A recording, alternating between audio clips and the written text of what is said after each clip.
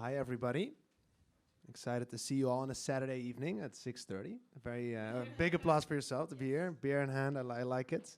Welcome to the final panel of this Sfera Days event at European Lab here in Aurora. Sfera is a European collaborative newsroom, a partnership between 10 media and other partners all over Europe, including European Lab, who organize this and other events, and Are We Europe, which is a multimedia collective and magazine that I started with a group of people, and we are part of Sfera, and it's been our first year all together with amazing partners and amazing events. So, yeah, it's a bit emotional this last day. For those that need it or want it, there's translation available from English that we're speaking. I'm gonna be speaking. Sorry, my Hungarian is not up to speed. But it's going to be translated from English into Hungarian and French, and you can get headphones at the other room if you need it, just for you to know. So first, hello to you all in this room. Hope you had a lovely day so far. And hello to the online audience, which is listening in as well over the stream, so that's why we're instructed to speak into the microphones really well for the audio levels. Thank you for joining us. And yeah, we're going to talk about public policies for the citizens of tomorrow. That's what this says. Perhaps not the most sexy topic name, but it is actually really exciting. I'm really excited to talk with people in politics or working with young people, for young people, talking about policies now and for the future.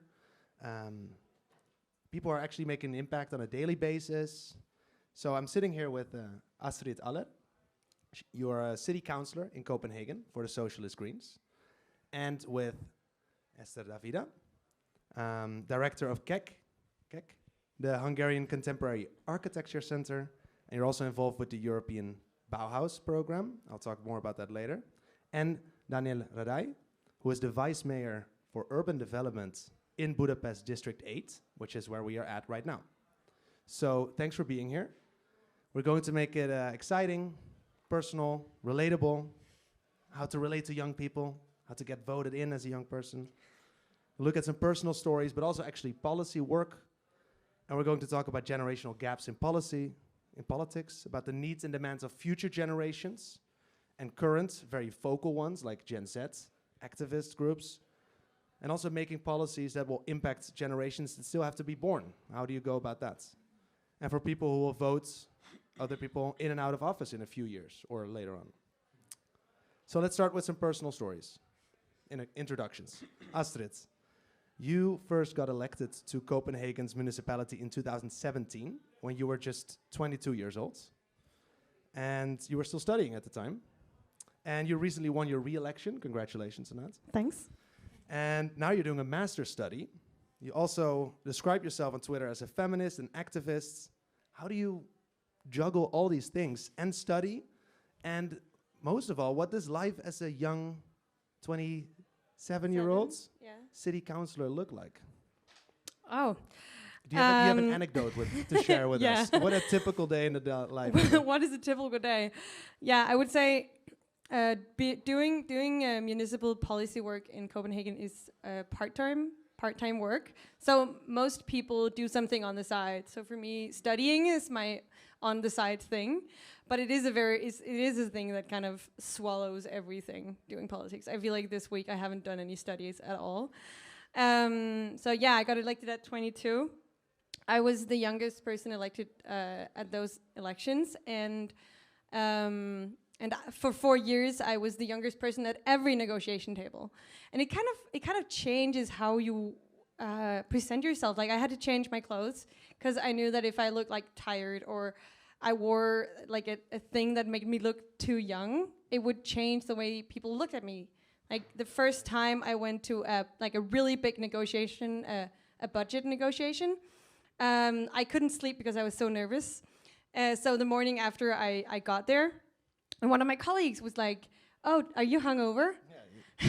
And I was like, please don't assume that I go out drinking the day before negotiations just because I'm like 23 years old at the time. So there are definitely some things to work with on that. But I was really lucky because I got elected at the same time as one of my really good friends. She got elected for the regional parliament. So we met up like every month. We met up and then we like talked about how like all of our colleagues were older than us and how we could like keep our focus, because we both came out of activist movement, the same activist movement, and kind of going from that and going into like normal politics is a bit of a transition, but for me also just an extension.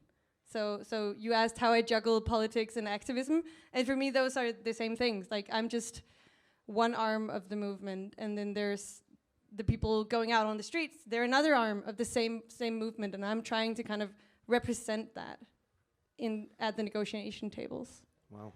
Okay, well, let's dive into that more, because I think that's very, very interesting for many people to see how you juggle that and still, make policies that also impact people on a daily basis in a city like Copenhagen.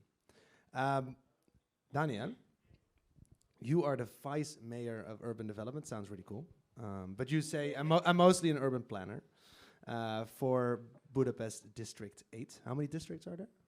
23. 23 districts. And you just told me a story, like you're an urban planner, you talk about the city, you work with models, of course, like both digital models, but also actual model of cities with, that you laser cut, etc., like maybe 3D print, etc. And you said you did that with kids as well, like young kids. And it was very interesting to see how they built a city with actual materials, right?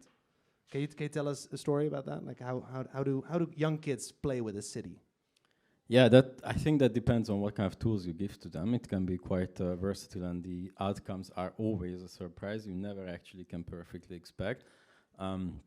This particular story was coming when I came back to Hungary. I was working with Makerspace and had different work. I was leading workshops for children to build city models, but the main purpose for them was to learn about 3D printing, laser cutting,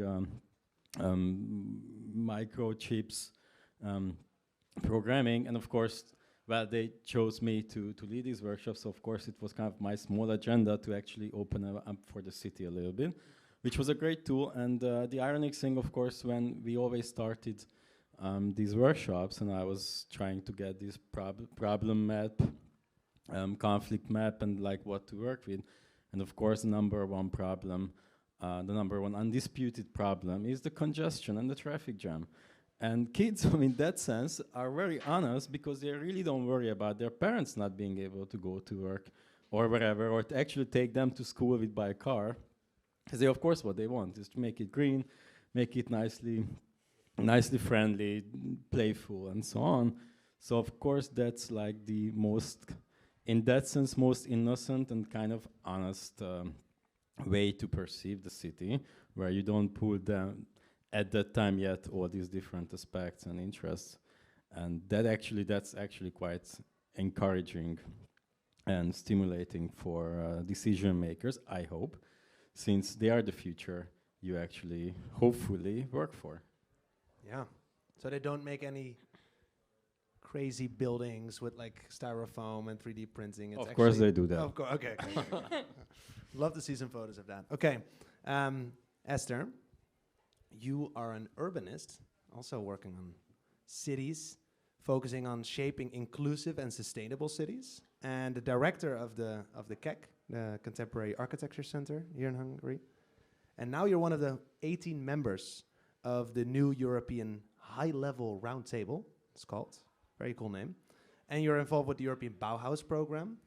What's it like to sit at this high-level roundtable as one of the 18 members? Like, how did that come to be? And like, what are there a lot of young people in there, or is it like all generations?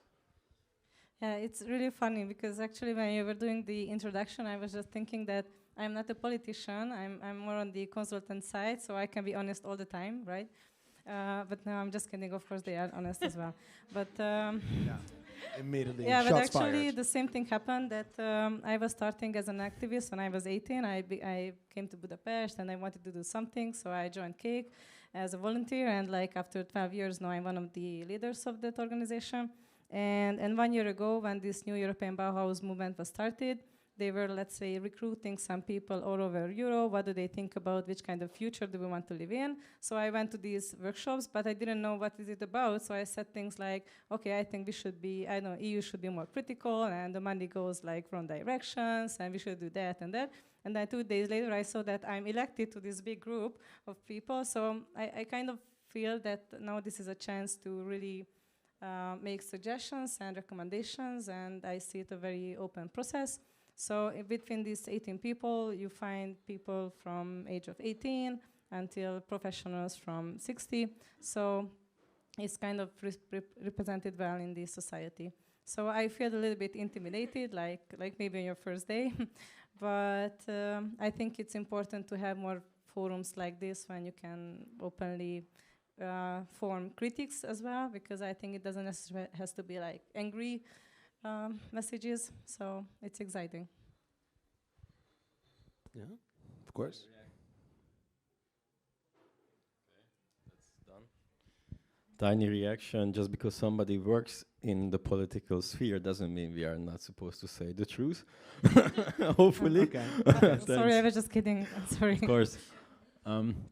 I think there's an important aspect, and I just wanted to highlight, because Eszter was very modest in this political context, but people who work with a clear kind of an agenda and then purpose and ideals, I think that's part of like politics in a sense, and it's like our shared affairs and our shared interests.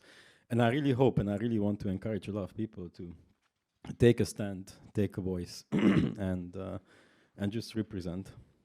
I think it's all interrelated, and of course some of us has different responsibilities with those, but still, all in this together. It's true. And also because they're both in local politics, working for cities, Budapest, Copenhagen, big cities, but obviously trying to make it a more livable, inclusive city for young people. Sorry, you want to say something?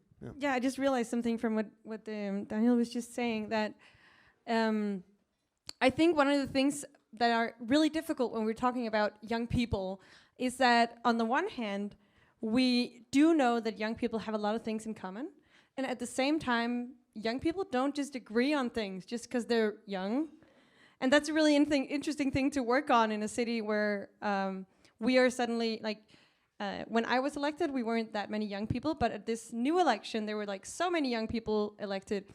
And we actually had this like debate team where we went out, and we were 9 different parties, and everyone was below 30, like all of the candidates were below 30. And we disagree on so many things. But the interesting thing was that we actually also agreed on a lot of the problems. And it's really interesting because there is actually space for having the same interests. And I think that's it. Like a lot of young people have the same, like we have common interests. Like we have a really hard time finding affordable housing, at least in Copenhagen. We care a lot about the climate. In Copenhagen, we care a lot about mental health issues. And those are like things that we across the political spectrum care about, on at least throughout the young candidates, but we disagree a lot on how to solve the problems. So agreeing on a problem, but that's a first step, right? It's a really good first step. That's a really good first step.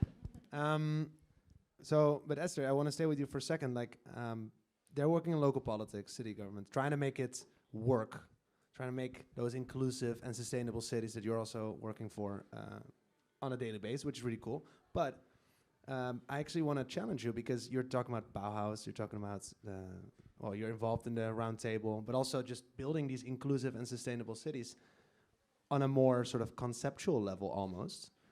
Why should young people pay attention to that? Why is it important for young people to think about their cities, maybe even on a European level? Like, and maybe also you could explain what the Bauhaus program entails, and how is that? Why is that interesting for young people? Can I reframe the question a little bit? Because I think what we're talking here is that we had these last 2 years with COVID, many things changed, and the main idea was that now that in the EU level they have to spend a lot of money to make renovations and I don't know, help member states, so on, then before we began to spend that huge money, let's just concentrate a little bit what kind of cities do we want to live in. And I think cities are important to everybody because people live in houses, so everyone can relate to that. All of us relate to habitat issues.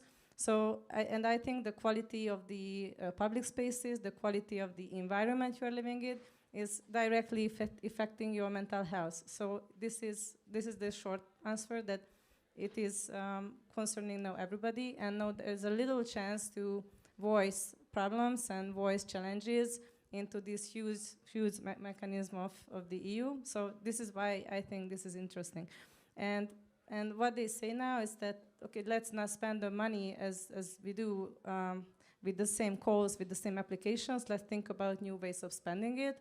And in the last 1 year was about collecting ideas from all over Europe, and this next years will be design different processes. So I mean, I don't know if it's gonna work out, right? But I have hope that it can work out. And what I see, that at least they try to create channels where every different ages of people can voice these problems. So this is already very important, and tackling the problems maybe sounds, I don't know, as a first step, but I agree that this is a very important first step.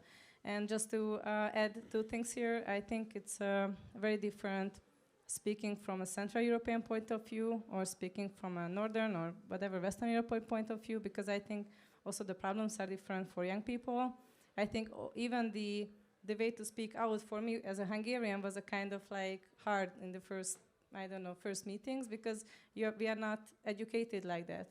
So I see also when we will go to these issues about how do we tackle the gap, then this is, I think, the cultural background is also a very important part of it. Yeah, please. Yeah, and I think a lot of it is also the organizational background. Like, I got involved in politics when I was 16, and I never thought about becoming an elected politician when I went into politics. I just wanted change. And that's, I think, in that way, activism can be like a really good gateway drug for people to become politicians, or at least for the people that we want as politicians to become politicians, that for you to actually dare to take that stand, to saying like, I'm better than most of the other candidates. I think you should vote for me instead of all of the others. Like that's basically what you're saying when you're running for office. And for you to go there, you need to have that like self-assurance that like, I can open my mouth and I can say things that are meaningful and I can solve these problems. And that definitely for me only came because I had these years where I was really like working for change and figuring out that I could open my mouth in a political setting and say something that was meaningful. So just hard agree. Yeah. Yeah.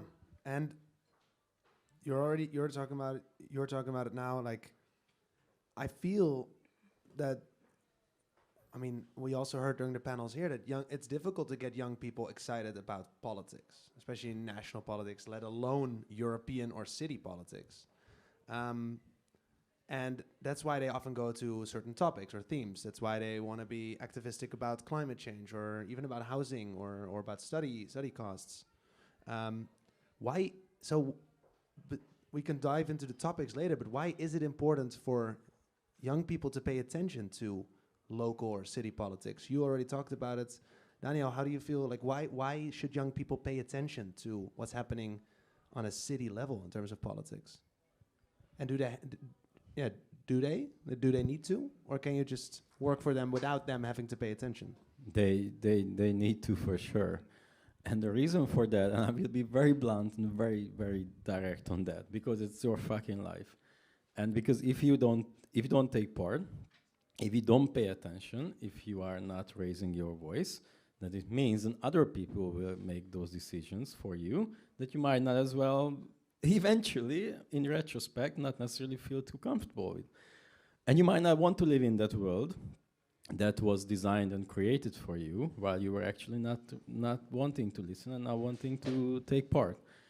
That was a very kind of the pessimistic part of the story. The optimistic part of it is that it's beautiful when you have an opinion, when you have an idea, and you have the chance to sort of jump into a topic or whatever cause and create a change and create a result and see what you actually believe in. That's a slightly bit my story as well, in the sense that, for instance, I was back then as a professional, I was talking in conferences, wherever, and I was making stands and I was making sort of statements, and it was clear what I believe in. So, for example, when the first time I had to, when after the elections, and we went to, in this district, we went to every single quarter.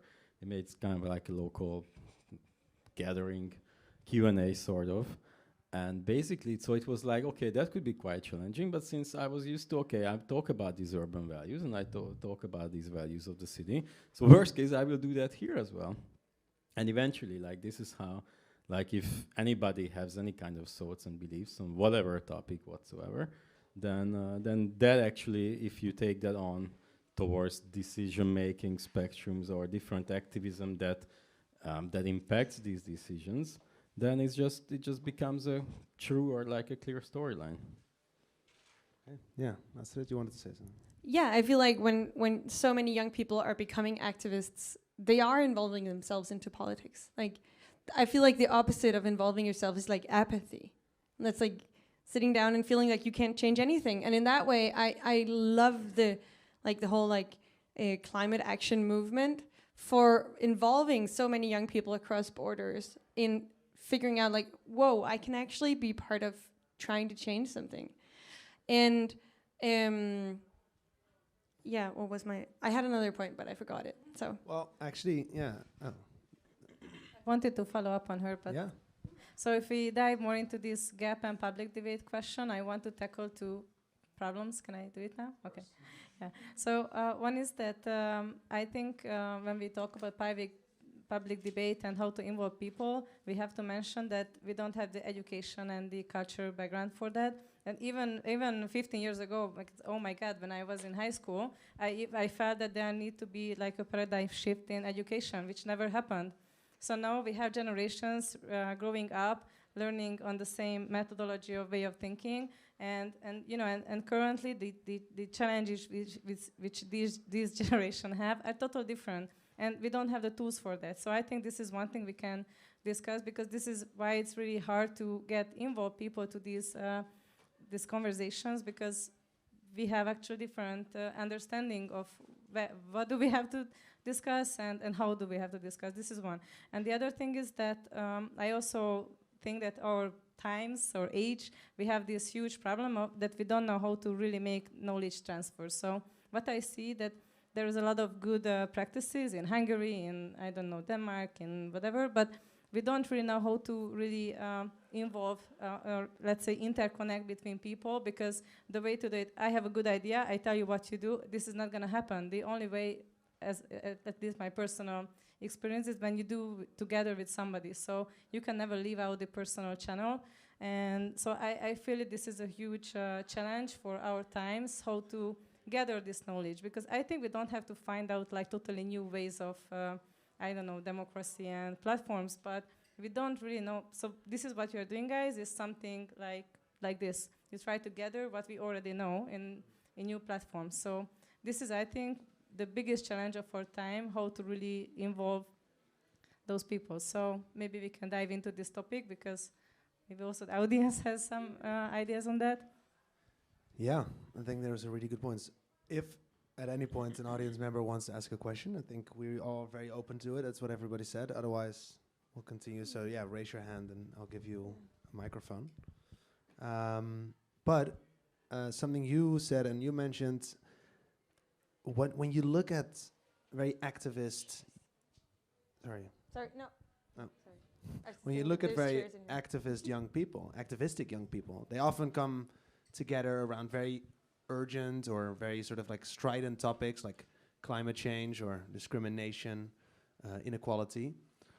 And if you think about cities, it often involves long-term thinking, policy work, schedules, models, planning. Like, it's not just you don't change a city in a day. how do you get people excited for the non-urgent topics, sort of? Like, how can young people rally around urban planning, or about how can you make those topics exciting? I think it's about thinking of things that doesn't have to take that long time. So we have an urgent problem concerning climate change.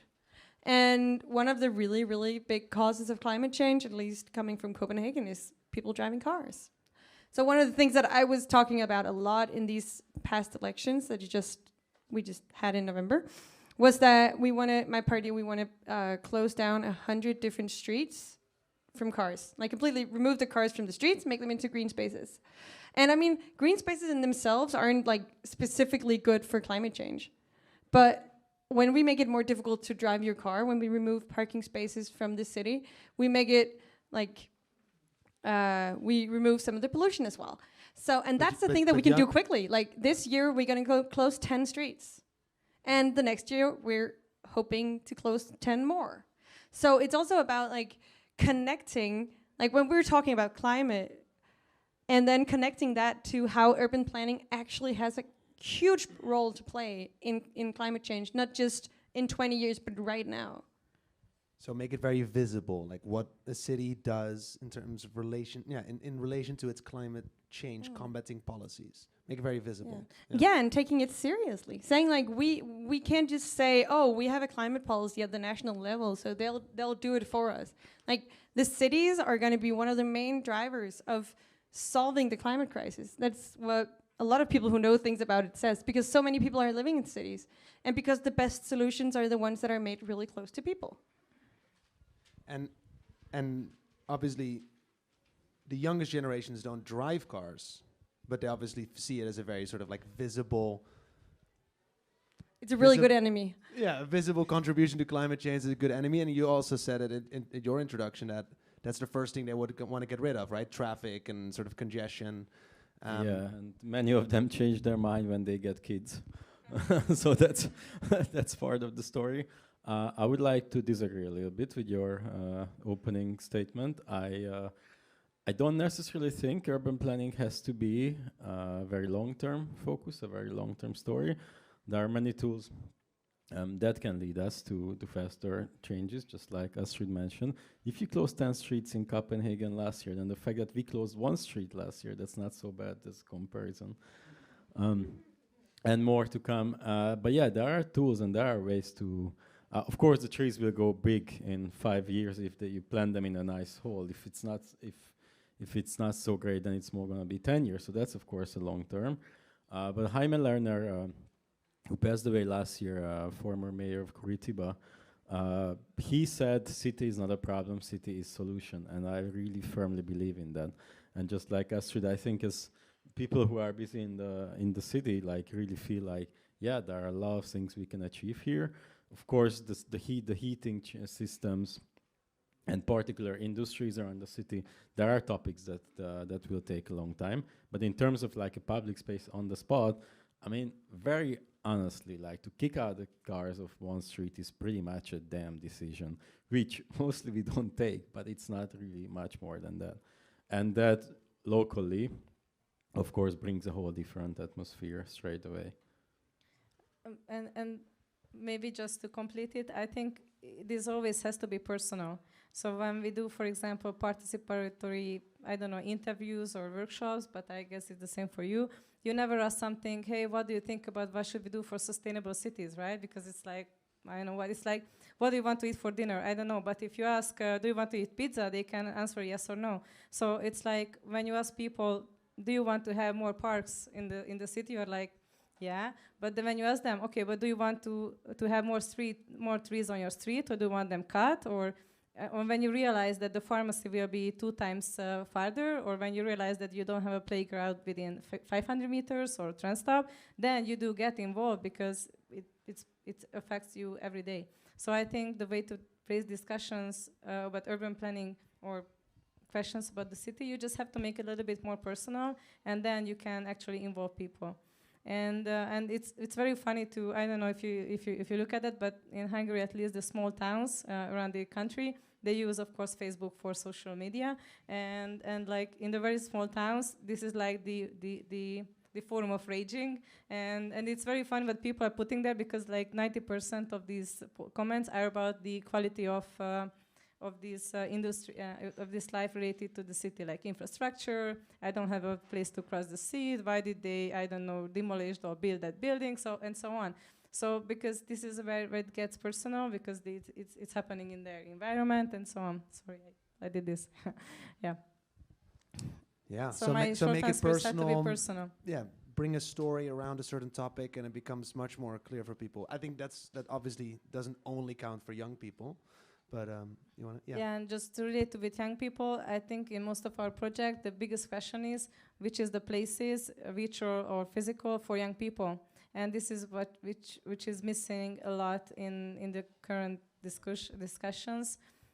Yeah, and you have to involve them first to tackle what do they need, so you don't have to create first culture houses and I don't know, places which they might never use. So again, it's somehow you have to make it personal for them. Yeah. Astrid, you wanted to jump in? Yeah, I think one of the differences between some young people in Copenhagen and some of the older generations is like the focus on like climate versus their local environments. So that's why these like green streets are like kind of my way of sneaking in climate policies, because for young people who are like contacting me, the very important thing for them is to say like, can you prove that you are lowering CO2 emissions every year, right? But every time we want to close the street, people get like really angry. So what we're doing now is we're closing the streets to try to actually solve that climate problem. So what we're doing now is we're actually letting people apply to get a green street. So instead of saying we want to close your street, we're saying like, hey, if you want to close your own street to cars and remove some of the parking spots and make it into a green space, we will pay for it. So that's kind of our way to involve people in changing their city, and to also kind of get around that like the kind of like angry citizen, why can't I park my car person, because there is a gap there. I think that a lot of young people are feeling that like, but we voted for climate, right?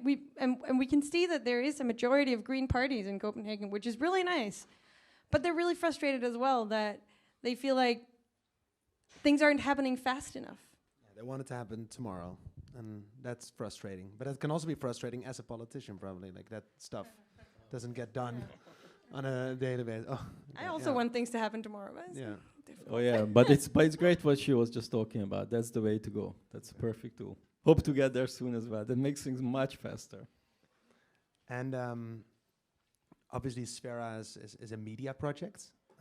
We bring together media partners from all over Europe, highlighting these topics that we thought at the start were of interest and importance to young people all over Europe and beyond. How do you see the role of media, but also maybe even going beyond, like influencers or young people speaking out on certain topics on social media and other channels? Like how does that involve your work? Do you involve them in your work? And do you think they are a key to sort of making these problems more visible, as we talked about, to really put it in people's faces? This street is closing down for cars. Look what we're doing in Copenhagen, or look what we're doing in the Hungarian countryside. Okay, you start. Well, I wanted to reflect on one thing that I really don't like those conversations about COVID, that we only concentrate on the negative things, because I think one of the positive effects of COVID is that people in general began to think about their environment, because what we see that green environment began over-evaluated, which is great, and you began to spend more time at home, so you began to think about, okay, where do you want to go out, which kind of environment do you want to go out, so on. You began to think about the neighborhood. So this is what we basically see everywhere, and there are more conversation about these livable cities, the walkable cities, and so on. So I think this is great, because this already brings an improvement. So as I see it, things became faster because of that. And I think it's important to see COVID in this way, because actually it helped to start the process. And so back to media, well, I I see it a very problematic issue that we are not really connected through the platforms of media. So it's even an issue between generations, and currently we have the same platforms where we can reach out. But I think for me the question is not about the media channels or the influencers, but more about how can we maintain the personal community's importance in a balance between what's happening in the media channels. Because again, as we discussed in the previous part, I think the way of consuming information is very different for the 18 years old people and for the 30 and for the 60. So even I consume different information, different ways, different types of information than, I don't know, than the 15 years old now.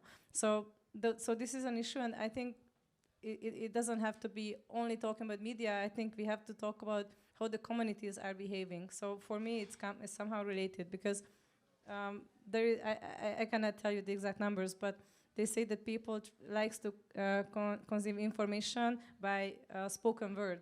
So you actually trust more the information which was told to you by your neighbor, by your best friend, by your mom, whatever. So I think this is still strong. This is still a very strong way of information flow. And the question is how these things and what you consume in media meet. So this is, for me, it's very important to keep up the personal groups and the personal commitment as well.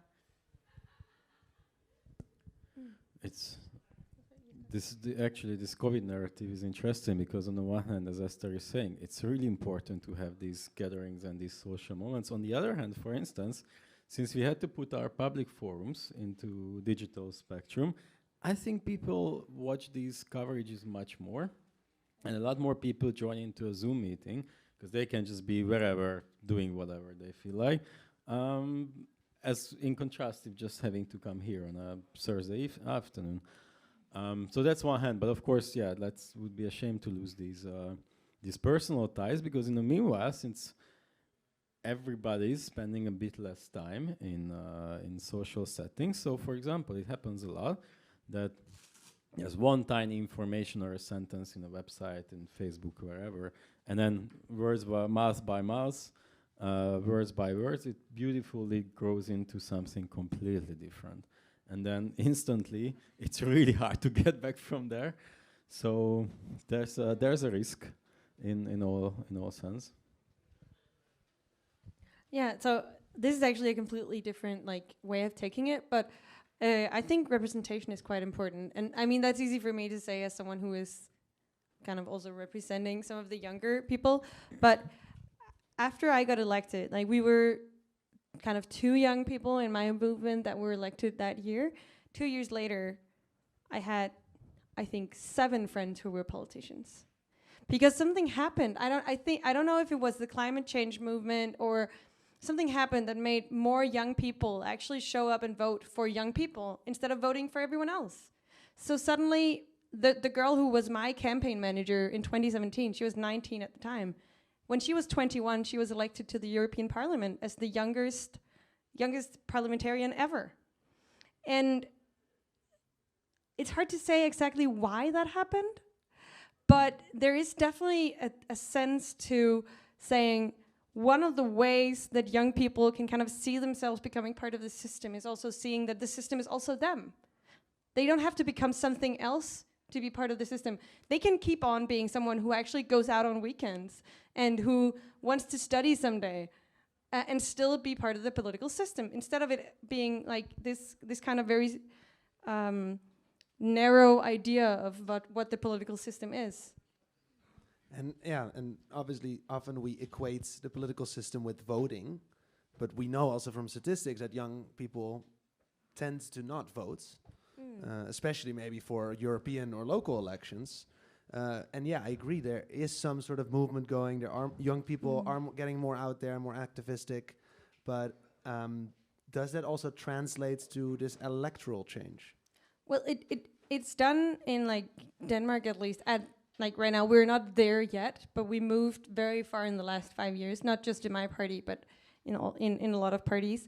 But there is also a point to we can't elect ourselves to change as young people, because people aren't young for a very long time. compared to how long time people are homeowners for example. Like the common interests of homeowners. And like, yeah, exactly. It's like, so that's why we need activism, because we're never going to get there. We are not powerful enough as voters only. We need to also be activists. We also need to be like part of all of the decision making. And that's like, I really like encourage everyone to kind of like go wherever they can to get power, and to kind of accept that when you go into a room and you're the youngest person, that doesn't mean that you're worth less. Even though someone might tell you that, because we will never win if we just only count on voting, because we are such a little part of the population.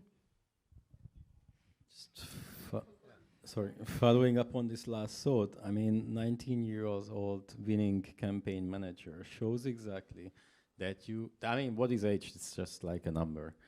And eventually, like the trickiest part is especially when there are older politicians or whatever professionals can say things that you just feel so ashamed about. And overall, the narrative can be so ridiculous. And if you think about it, I mean, just imagine politicians said stupid stuff that you were outraged by. Who were those people? Usually not these young, not the younger ones, who first actually, I think, take more care about what they say and what they do, because they still want to maintain integrity and they want to stay who they are. I think, for example, in this public spectrum as well, is a thing where really age doesn't really have to matter. It's about your thoughts, it's about your considerations, it's about how you perceive what you are supposed to do. And well, to be frank, I had quite some disappointments over my short career on that sense towards the older generation. So I really feel like, well, it's really time for a change. And since with this whole new media wave, the last 10 years, 15 years of how the whole world turned upside down, social media and right now again, like a COVID and post-COVID situations, again, like a huge turn. You never know what this brings out and what comes. Yeah, I just wanted to follow up on your previous one, that you are right that digitalization also became faster because of COVID, which is great. And I think, just back to the original question about media, that I think it's also about attention, because at least my personal, I don't know, limitation is that if something is not interesting even for me, then this is not a good content.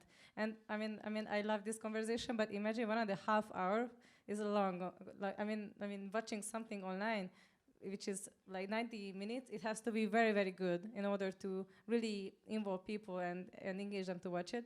And I think it goes the same with like podcast and post and Instagram, whatever. So I also think that these kind of formats are changing a little bit. How can you really, which is the very important information which you want to really show to people, especially to young people. And so I see a little bit change there, and this is where the influencer and the importance of media comes in.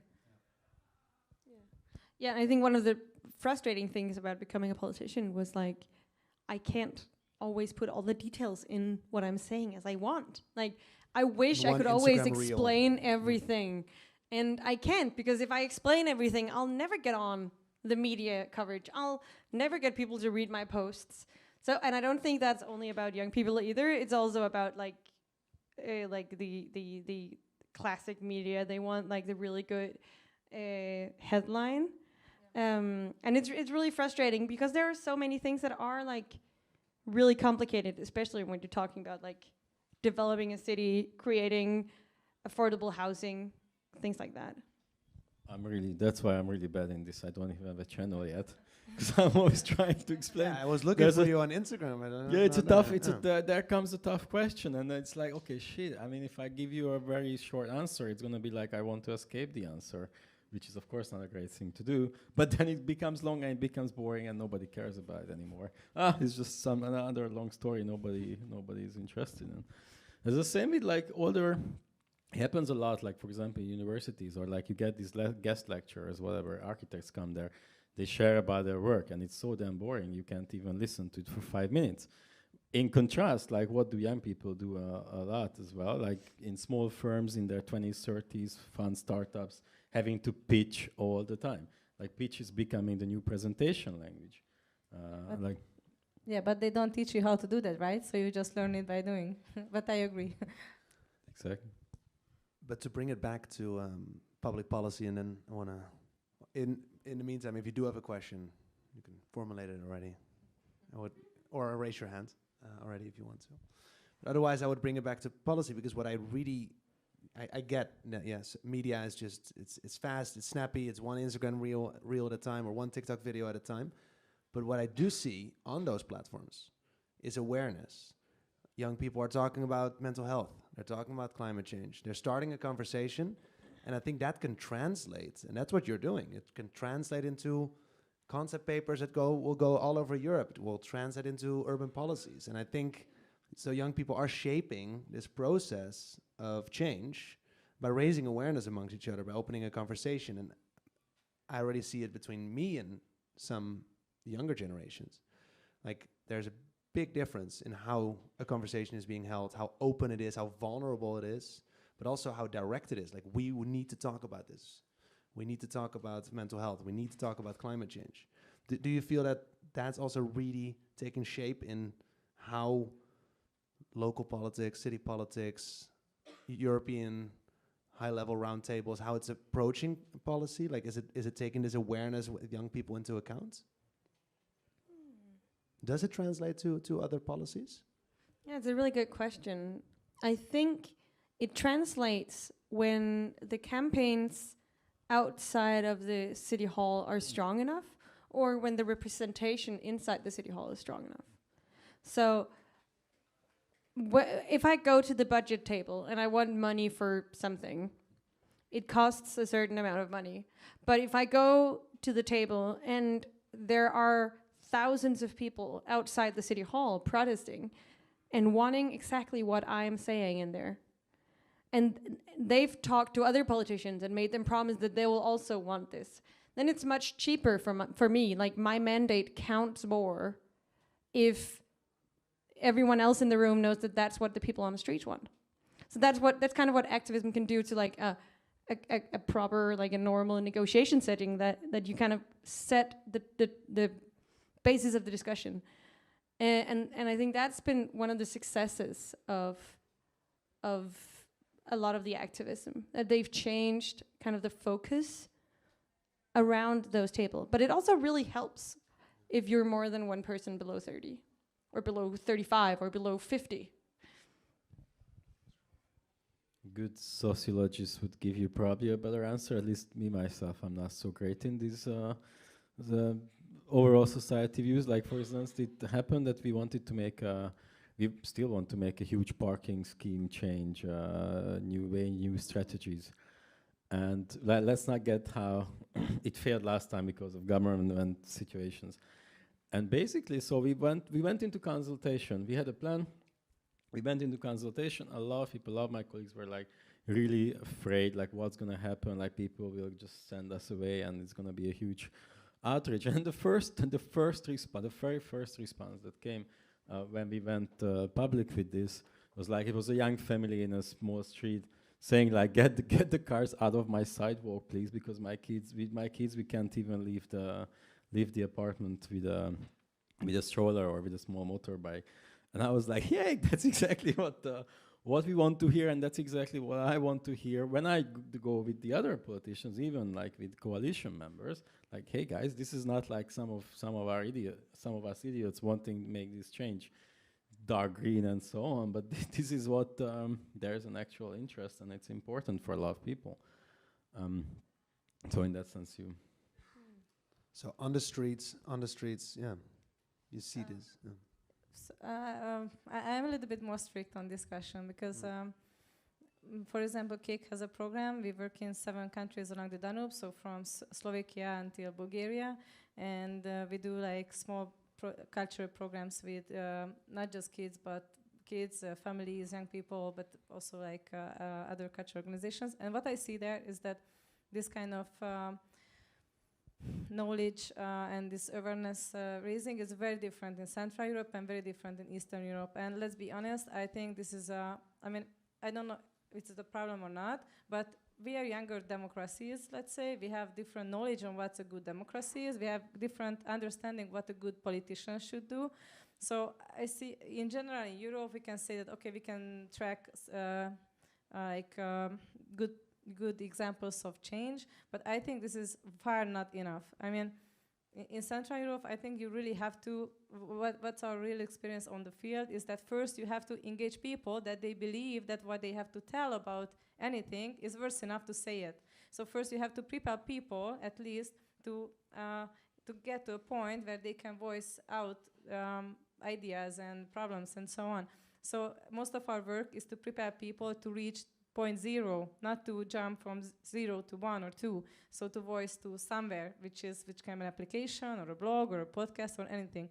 And if you look at many applications, like international applications, it's the same. Like, I don't know, you can see many examples from Spain and, I don't know, Netherlands and England, but there's much fewer examples or applications from this area. And I think it's because of that.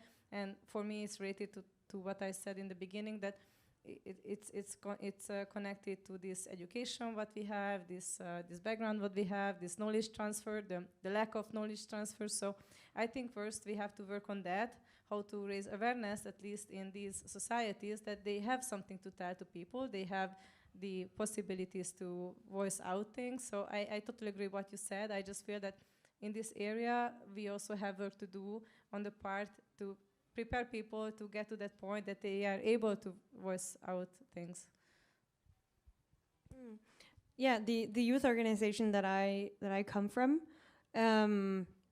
actually has like projects where they work with youth organizations in other countries, trying to like kind of help them organize, because there's so much knowledge transfer. Like even our I mean, the Faroe Islands, which are like, I mean, not that geographically far from Denmark, they have a really hard time getting the proper transfer of knowledge that they need.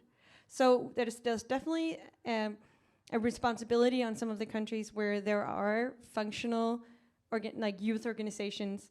Yeah, and we have like, that's also across the board. So that's also with like the right-wing organizations, actually, the right-wing youth organizations.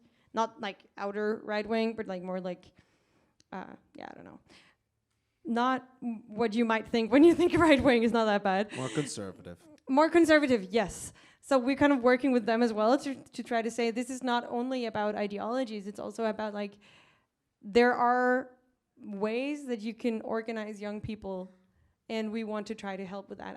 I haven't really been part of that work, but I really agree that it's important and necessary.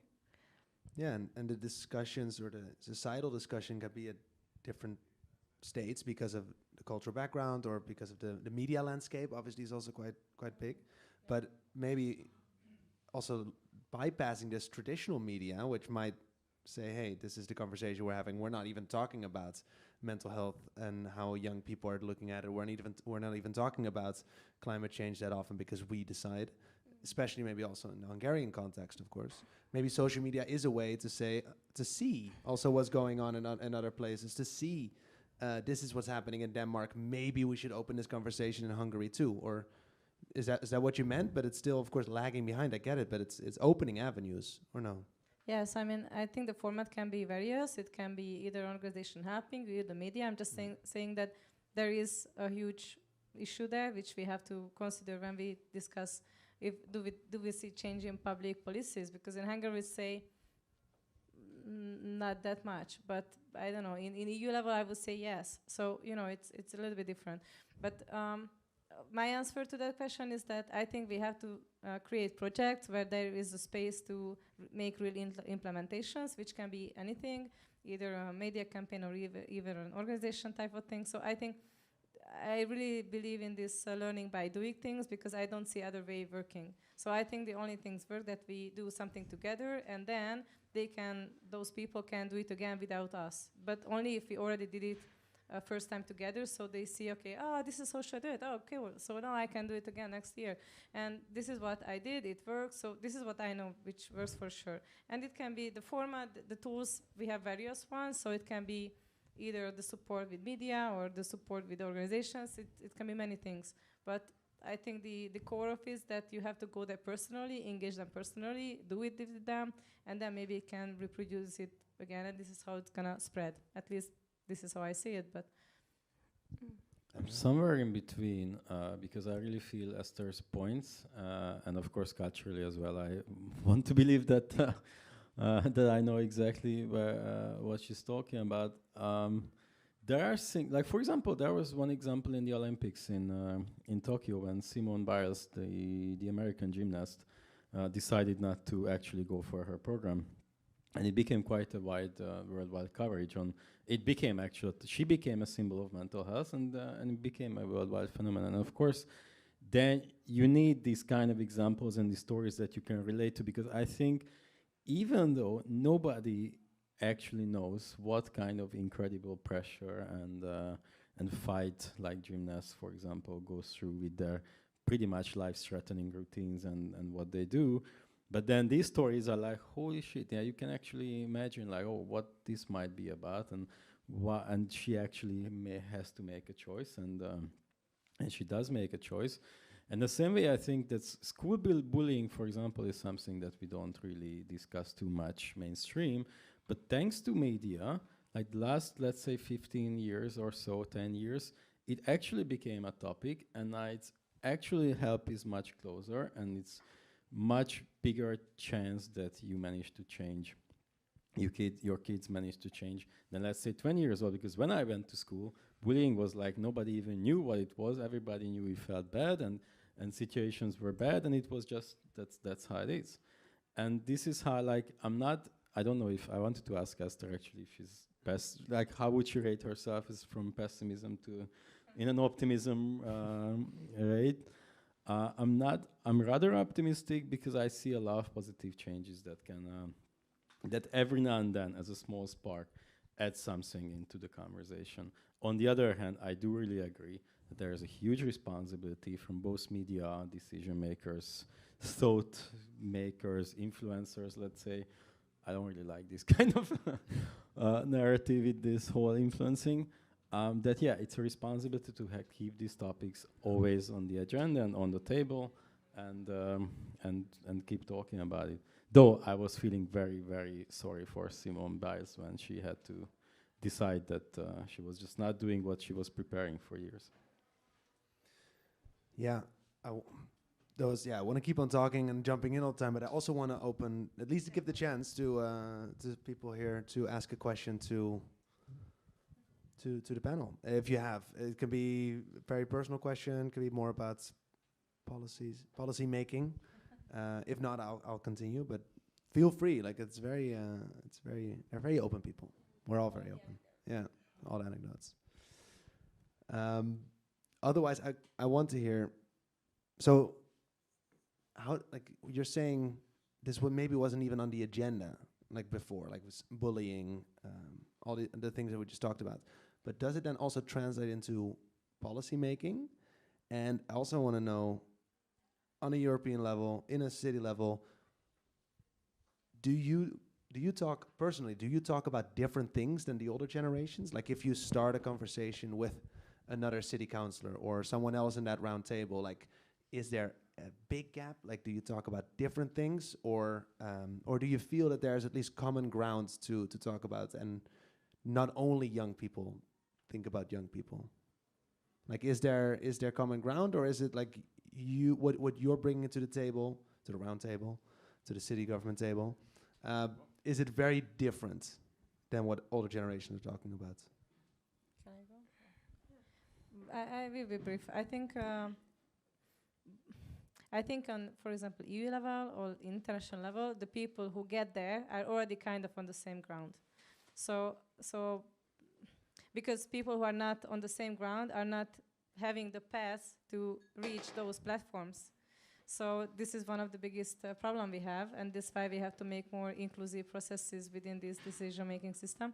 But anyway, so if I think about, for example, in a city level or if the groups are working together, I feel that I think mostly the people want the same things. They just shape it with different, I don't know, words. And I think that's why we need very good moderation, because I think most of the problems are like communication problems. So they are rephrasing it in a different way, and in the end you realize that actually they want the same thing, they just kind of explaining it with a total different angle. So I don't see that big gaps between the generations, but the way of saying it is very different, and actually mostly we don't take the time to understand the other's point of view. That's why we have many, I don't know, disagreements. So I see many problems. That's why I call it they are communicational problems, not real problems. So I don't see that the generations are that far.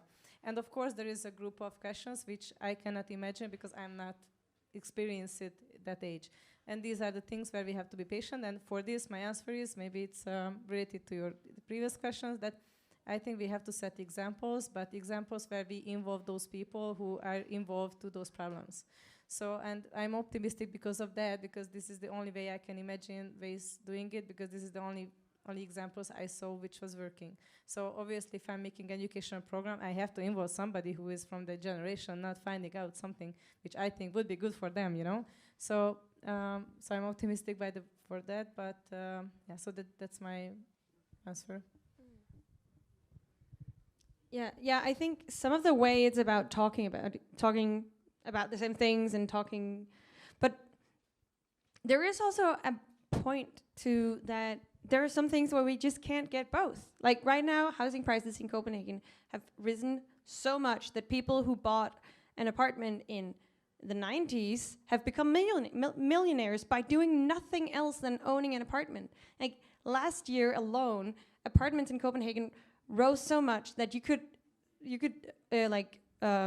earn more than a year's wage just from owning an apartment of 140 square meters. I mean, that's a big apartment, but a year's wage is also a lot. And that's one of the places where we're talking about a generational gap, because the people who own these apartments are the people who either bought something in the 90s or in the 2000s, or they're the people who got their money from their parents. And the rest of us have no chance of getting anywhere near the housing market. So that's a place where, like, I feel very clearly that young people aren't a big enough group. Because when we're talking to the national politicians and we're saying you need to change the taxation laws, you need to do something so that people can't just become millionaires from doing nothing while the rest of us have to pay thousands of euros for a rent. And we're just not a big enough group, because the homeowners are about like 50% of the population, and young people are about, like, I don't know, 15-20% of the population. So we're not important enough. And I think that's why I keep returning to, like, of course there are issues of awareness about, like, mental health issues, about like bullying, where awareness and influencing and social media are important. But we're not gonna win that fight about the generational gap of economics, where our futures are being stolen from us by doing things on social media. That's what we're gonna win, by, like, going out on the streets, by ensuring representation of young people. Yeah, you called that generational theft even when you sent me an email. It's like generations stealing from other generations by hoarding that wealth, hoarding the houses. Also, of course, polluting the planet, and we have to deal with it. The citizens of tomorrow have to deal with it. So it's a generation that sort of give this burden to us, but also don't give us the same resources or the same capacity or even the same money as before.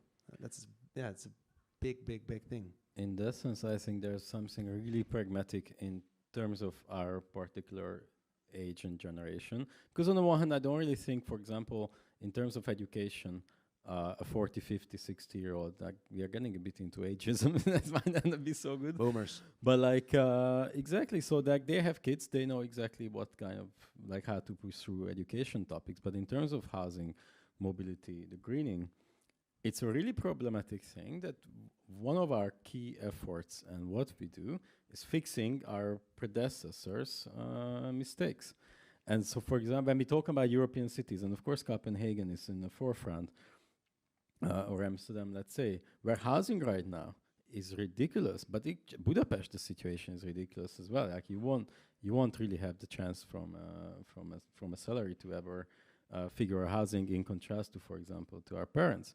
But then if you think about how like it all comes together with mobility and how we are choking with smoke and how we want more green, well, these questions should have been there as well 40 years ago, and then we don't have to like be now here and trying to address these issues. These were also decisions. That was a decision to build a road there. It was a decision to sell that lot. It was a decision not to build social housing, like a public house on that lot and all that. And right now we are in this we're trying to ask these new questions and sort of make new decisions. Like, yeah, we actually want to renovate all these flats that they just allowed to run down for 20 years.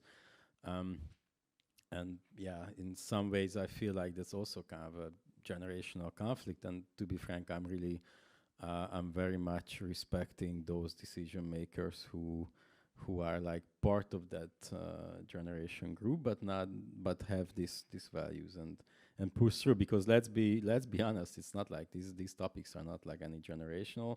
It's not young people who address them. Everybody's addressing them, and it's great.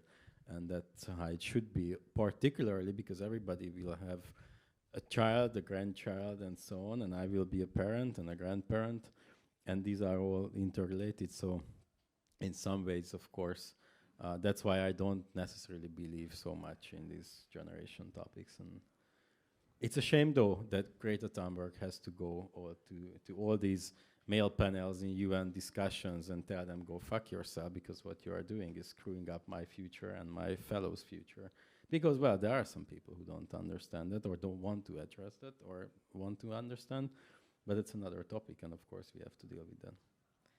So I just wanted to reflect on your example that maybe in Copenhagen it's very particular, but if we extend it a little bit, it's not about only young generation, but everybody who is in a vulnerable situations financially. So the housing problems are really for everybody who is not earning, a certain amount of money. And of course, young people are a big group of it, but this is a general problem, I think, in many European countries. So I just had two, reflections on what you said. That one is it's very interesting for me. I'm not from economic fields at all. That it wasn't that long ago actually when we had this big financial, recess. Like it was 10 years ago. So it's not that long. And what I understood from there that we still don't really know how the economics are working in this big scale. So this is why also these economics what we have in Europe or even in the member states or even in related to education, health, it's still something we are experiencing. Meanwhile, it's happening, so it's very hard to tackle the problem when the problem began. Did it begin 10 years ago, 20, 100, so on? So this is also like, where is the beginning point? It's not clear for me. And the other thing is that, so also again, kind of a solution for me can be what I see there is that again, what we saw, what happened during the COVID, and again, a positive example that all the social, if you look at the innovation, the good ideas, and how it happened within the society, the first innovation came from the small groups, because this is when you felt it on the first day that, okay, I'm logged in, what can I do? So because they were the more resilient groups within the society, and then the innovation came from the entrepreneurship business, because obviously money was on stake, and then came the NGOs and institute, and last came the municipality level. And of course, this is just because the decision making is more slower on that levels, and this is how it is. So this is that's the nature of these institutes. But I'm just saying that that if you want to see fast changes, then this is why we have to include to the decision making all levels of the society, because this is how we can bring things together. So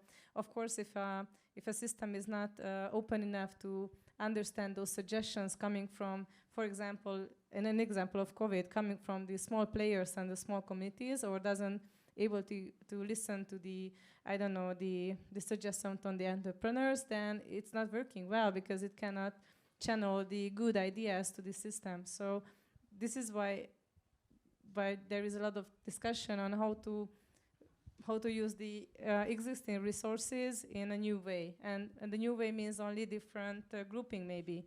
So it doesn't really have to invent new things, because already the knowledge and the ideas are there and the potential is there. We just have to channel them differently to the system.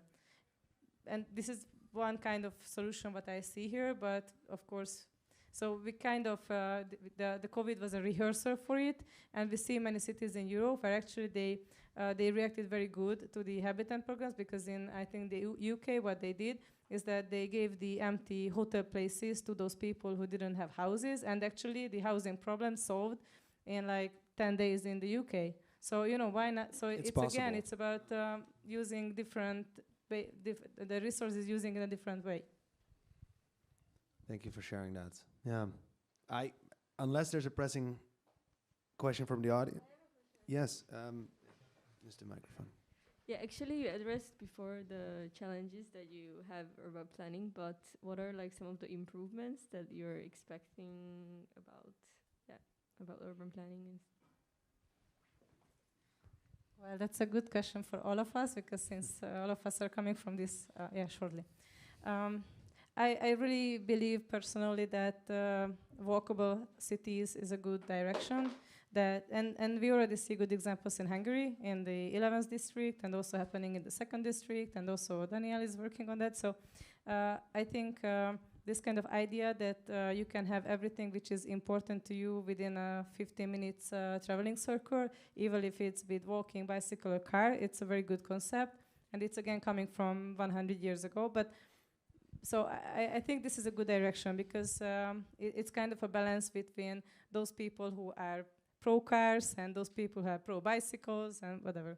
So this is something we can go forward, and it helps a lot with the climate change, with the more green spaces, so everything we brought up today. But I give you the... What improvements can public planning bring?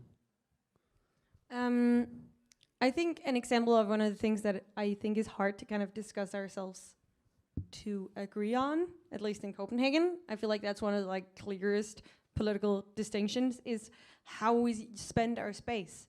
Because I mean, everyone knows that budgets are limited, but at least in Copenhagen, space is limited. And we have this like fight about space.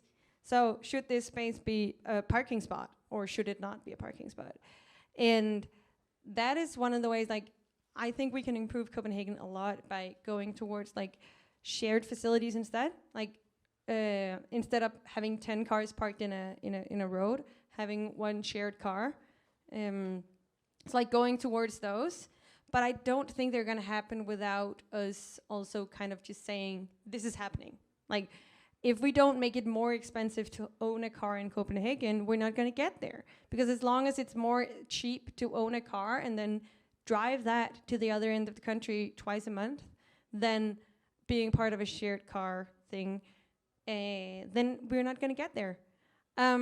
So I think if we wanna go somewhere, we also need to understand that there are struggles between opposing interests.